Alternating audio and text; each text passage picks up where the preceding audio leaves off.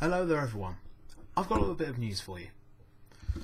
I just had a look at the recent number of subscribers that I've now got on this little channel.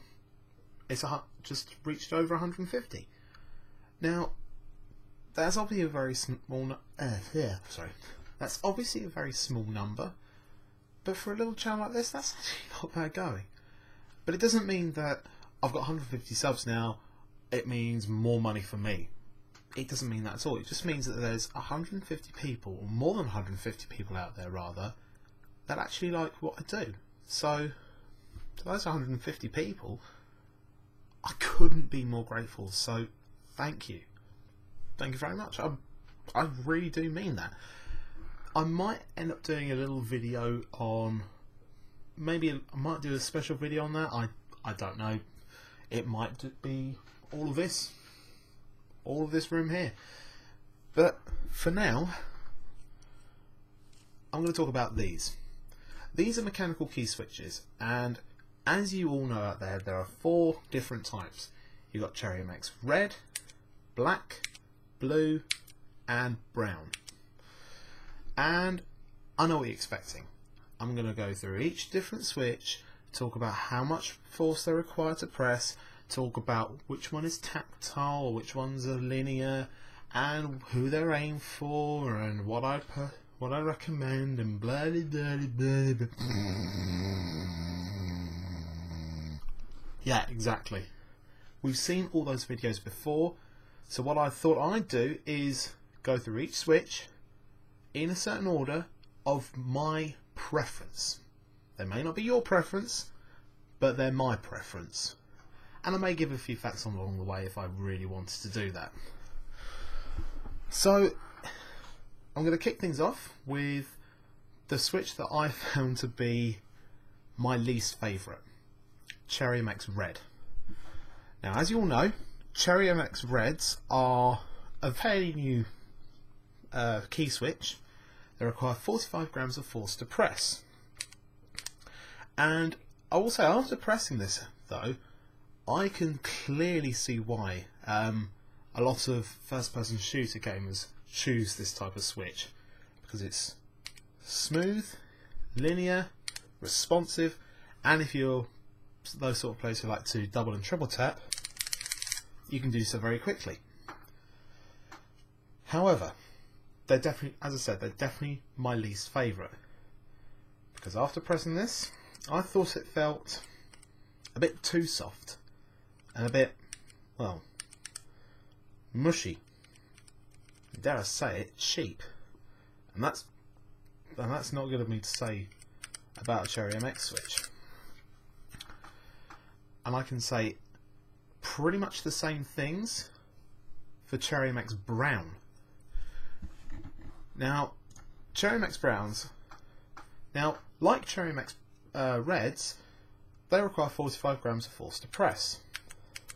But unlike Cherry MX Reds, they are a tactile switch, not a linear switch. So as I press, as you can see, pressing slowly, there is a bump that you can actually see.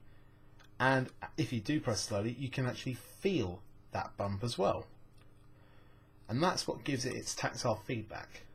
And it requires a further 55 grams to completely bottom out the switch. However, after pressing this switch a couple of times, as if I was typing normally, I couldn't feel that tactile point. So, again, a switch that I can't tell the difference between, even though they are completely different, isn't really that good. So it is actually rather surprising, considering the fact that Cherry MX Black, one of the earlier switches,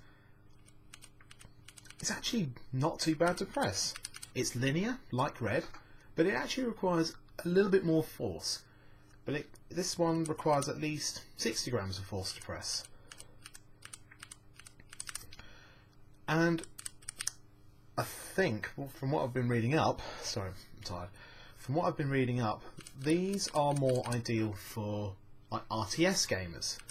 So they don't need that many keystrokes, but they do they do require a lot of macros for a lot of other things they're doing, a lot of MMOs and what have you. And again, like pretty much all of these switches, I can see why people would choose them and so on and so forth, but I think, as you probably guessed, my personal favourite switch are the Cherry MX Blues. Yay, clicky. But it's not actually because they are clicky, although that is of course one of the reasons why I do like this switch. It's actually because, like Cherry MX Brown, it's tactile, but as you've obviously been hearing, unlike Cherry MX Brown, you actually get an audible click. So no click, and there is that click. It actually requires 50 grams of force to press and a further 60 grams to completely bottom it out. But as I press this even more and more and more, I could actually feel that actuation point, that little bump to tell you that you have pressed this. Even with my fairly heavy and stubby fingers, I can tell while I've pressed that for definite, even with my eyes closed. So there you go. So that's basically my switch type, my switch preference. Cherry MX Blues are my favourite. Are they your favourites? Maybe they are. Let me know. If they're not, that's fine. I'm happy with that. If you prefer Cherry MX Red, then again, that's absolutely fine. You prefer that switch? Go for it. You prefer Cherry MX Brown? Yeah, that's absolutely fine as well. You prefer Razer's own mechanical switch? That's fine too, but I might have to shoot you in the foot because they're cheap Chinese knockoffs. That's my personal opinion on that one. But also, I actually have pressed those Razer mechanical switches, the clicky ones. They felt weird because they seem to be a cross between a mixture of these.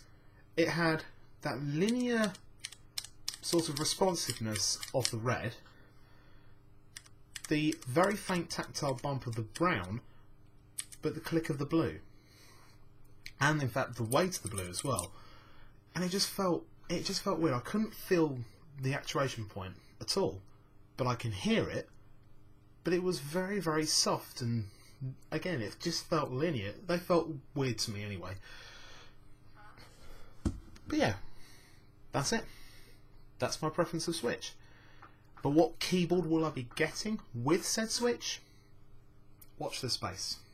You'll see which keyboard I end up with.